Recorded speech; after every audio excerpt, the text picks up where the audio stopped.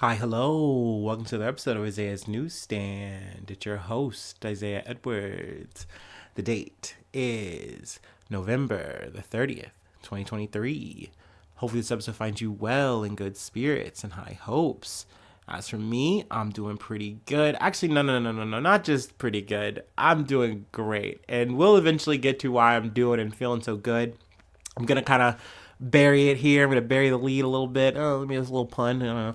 But yeah, a little treat I'm saving for our last story. But we're good. We're good. I want to start off with I guess catching you up to today.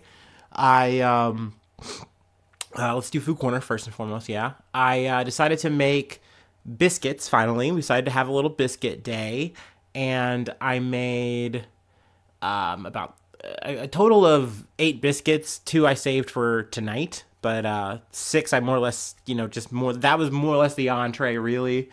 But I also was like, I really don't want to eat just a bunch of bread and some bacon because that's essentially what I did. I just like split them all up and made like a flight of biscuits, where it's like jelly, some were jelly and honey, some were I just switched to like or made into like bacon, egg, and cheese biscuits. One with like mozzarella, one with like American cheese, whatever. So it was nice. It was yummy. But I had a soup, so I made a spicy chicken tortilla soup. Old progressive came through. I had, I had stocked up when I was sick, from the previous week. So I was like, hey, let's just go ahead and burn one of these soups. It goes well with some fucking biscuits, and sure as shit, it did. Then let's see here. I decided, I was just filled with this like manic energy, maybe I don't know, but I was just ready to switch some shit up. And also, I was listening to a podcast, and someone mentioned this thing about having a good side and a bad side, like face profile. And that really resonates with me because when my beard is grown out, and I like having a beard, that's like overall pretty cool. I think the general consensus is like, Isaiah, you look better with the beard, right? Like, keep that shit. Yeah, ooh. But my big problem is I grow patchy a bit. Like when you really look at it, when you really look at me on, certain sides, certain angles, you really see it.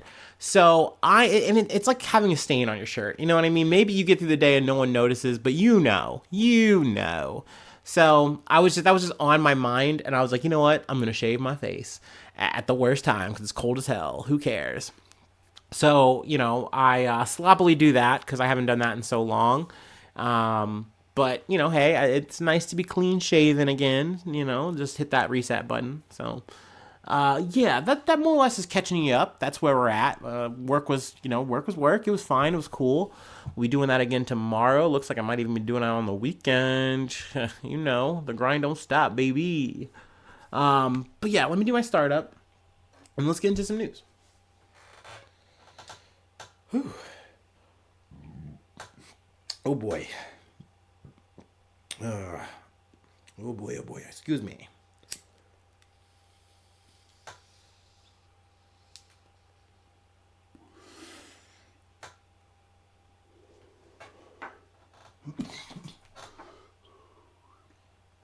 Ooh.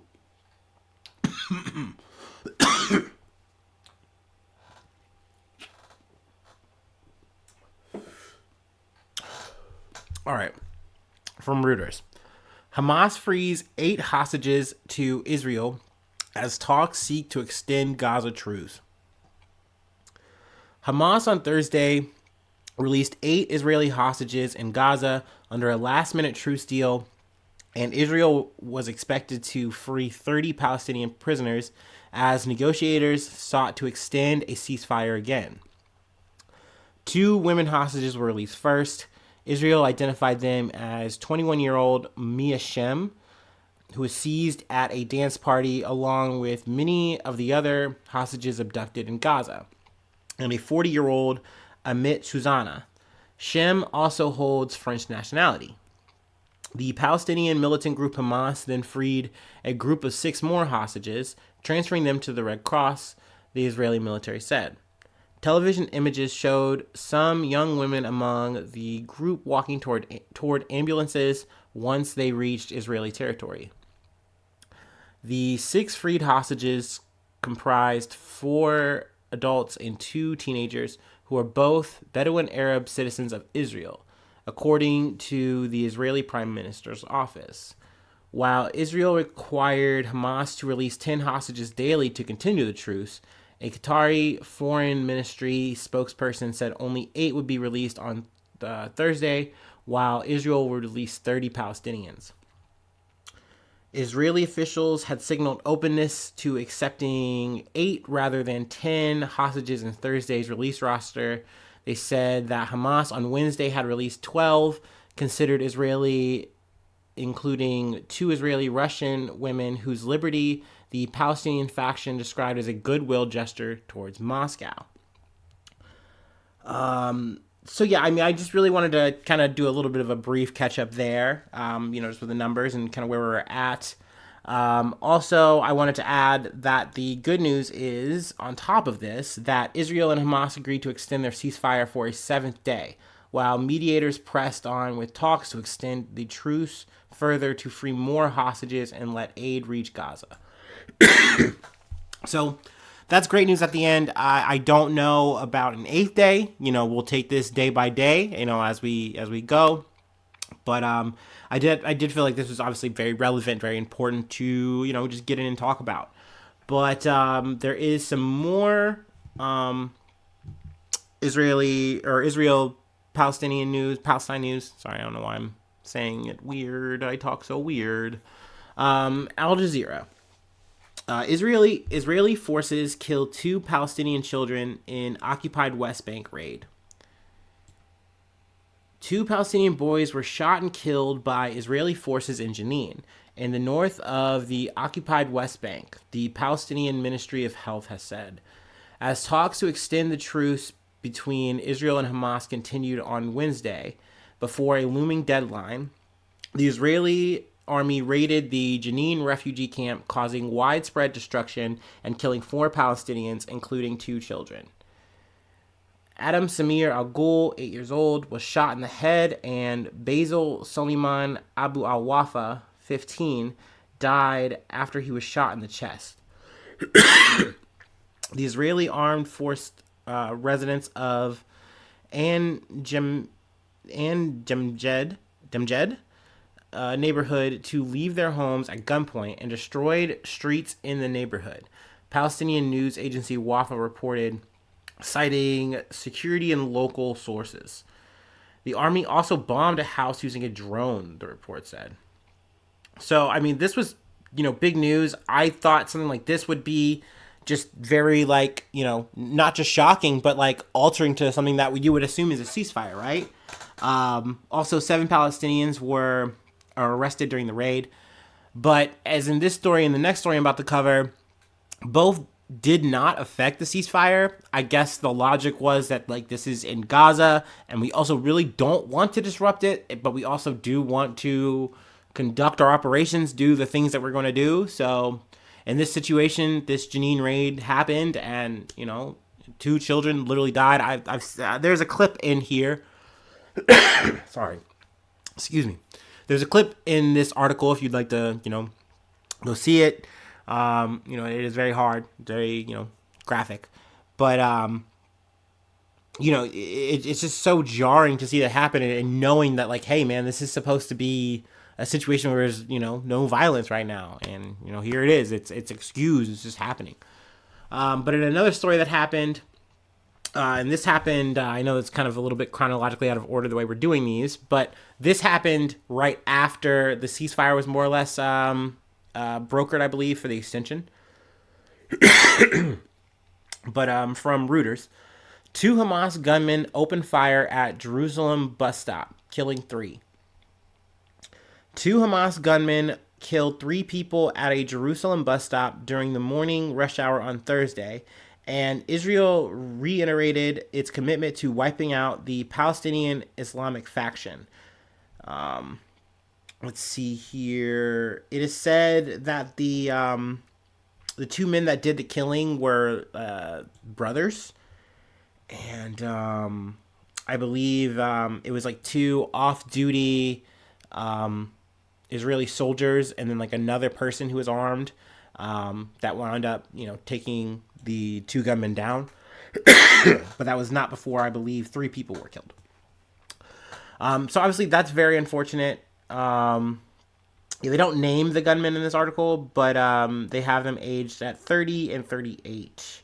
And then also, the slain victims were identified by Israeli media as women in her 20s and a woman in her 60s and a 74-year-old rabbi. But yeah, in both of these situations, there wasn't any disruption to the ceasefire, at least as of yet, as I know. But you know, these are all important stories that I just wanted to kind of get out and cover in this kind of bundle. But let me go ahead and take my break, and then we'll get into the last bit of news, which is a tasty treat. At least it is a tasty treat for me. I know that maybe some might call me morbid for this. Maybe say, hey, it's a bit. I read it as ghoulish from one Threads poster. God damn it. But yeah, let me take my break. This is an R.I.P. Bozo though. So yeah, a little tribute to the old Henry Pissinger, or should I say Kissinger? My bad. But yeah, let me go ahead and take this.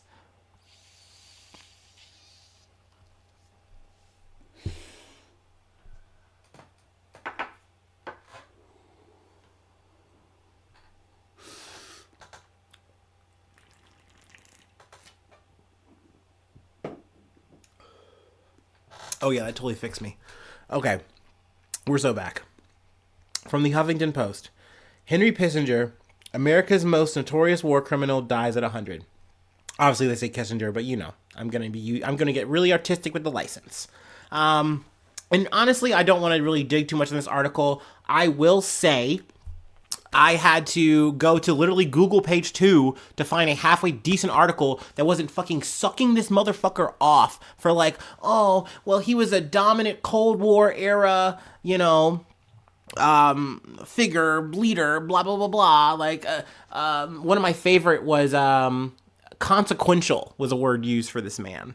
God, even the New York Yankees were like, oh my God, R.I.P. Henry Kissinger, you love baseball. What the fuck? Fuck this man. This man was a fucking war criminal. So I'm glad that at least, and don't get me wrong, I'm sure there's other articles outside of the Huffington Post that are, trying to at least cover this at least, semi-accurately, at least give them some. But I mean, I've used Reuters a couple times. I've used Reuters a decent amount, but they were literally just sucking him off. Just, oh, Henry, you did so good. Oh, it's so good that you bombed all those Cambodians. Like, no, dude, fuck that. But yeah, Henry Kissinger, who was a top American foreign policy official, overlooked, and at times actively perpetrated some of the most grotesque war crimes the United States and its allies have committed, died Wednesday at his home in Connecticut. He was 100 years old. It looks like it was natural causes. I mean, they haven't really come out and said anything. He's an old fucker. God damn it. I'm just so happy. He's gone. I'm sorry. I know that's fucked up. That's morbid. Oh, what about the family? Oh, he's a human being. No, my guy traded in his fucking humanity. He traded his humanity in a long time ago just so he could just fucking move up in the ranks. I don't know. You could say, oh, I mean, he was doing this to fight communism. He was doing this to protect America and America's values. No, I don't believe that. I don't believe that for a goddamn second. This dude was a monster. This dude was a fucking monster, and he didn't give a shit about anybody. He would turn coat on any fucking president, any fucking party. He did not care who you were. He probably didn't even like your ass. It wasn't even about that. It was about him making sure he could secure his position. So yeah, I mean, they go into his history. It's very storied. He's done a lot, that is for sure. But in my mind, none of it good. And it's crazy. It's crazy as hell that this man got a Nobel Peace Prize for more or less, ending the Vietnam War. Sure, I guess it's what he did. I guess it's what he did. He sure shit bombed a lot of motherfuckers. That's for fucking sure. With reckless abandon. I mean, yeah, this is the kind of guy who is willing to leave his morals at the door. And I feel like it's very important to show that we, as American media and prestige, whatever, they put this man on a pedestal. And that's crazy as hell to me. Or they try to muddy up the waters to try to make you feel like, I mean, yeah, he was like problematic, but like, you know, he got the job done in crazy times. That Cold War, that shit was crazy, huh? It doesn't mean you leave your humanity at the door. But yeah, I mean, it's crazy to see, you know, people being, you know, just yeah, Henry Kissinger, we're gonna miss him. He was like, he did so much for America and the world. Like, no, dude, fucking piss on this man's grave, bro. But yeah, I mean, I'll leave it at that. I will say, if you do not know who Henry Kissinger is, obviously I'm not giving it enough credit. I mean, much like when I talked about Donald Rumsfeld, my bad, I'm a little too personal. Or Colin Powell, like all these motherfucking pieces of shit. I never fucking kick the dirt on these motherfuckers hard enough. No, I don't have the time, and I'm not that smart. At the end of the day, I'm just a guy. I'm just a blue collar guy. But no, the bits that I have learned about this man over the few years, because I really started learning a lot since I started podcasting, and then I just listened to a lot of shit, man. But the blood on this man's hand is crazy, and the fact that this man doesn't even have to wash it off. He just flicks that shit off, writes his little books, doesn't give a shit, had the ego of a fucking king, like the audacity of it all. But yeah, fuck you, Henry. Rest in shit. I'm sure I'll see you in hell or something. I don't fucking know. But god damn it. What the fuck? Like I said, it was a dub. We take those. We fucking take those, y'all. I wish I could play the crab song. That boom boom boom boom boom boom boom boom boom. But I can't. I don't want to get copyright struck. I can't afford that. But yeah, that's the end of the episode. I gotta share a little bit. Patreon.com/Isaiah News. If you'd like to support the effort, I do shout you out at the top of the month. You know, all my newsies out there. Then I, plug your name, plug a project if you'd like. And then let's see here. Free ways to hit me up. IsaiahNews1@gmail.com. And then I'm on all the socials that you're probably on. So feel free to go ahead and follow me there. Say hello. Say what's up. Follow me, the podcast, what have you. Please subscribe to the YouTube. That helps out a lot. All the likes, all the comments, all the positive reviews on whatever listening apparatus. Kindly appreciated. I'm trying to burp, but I think we can make it. We can hold. Hopefully I see you soon for some more good news. I love ya. Bye-bye. Mwah.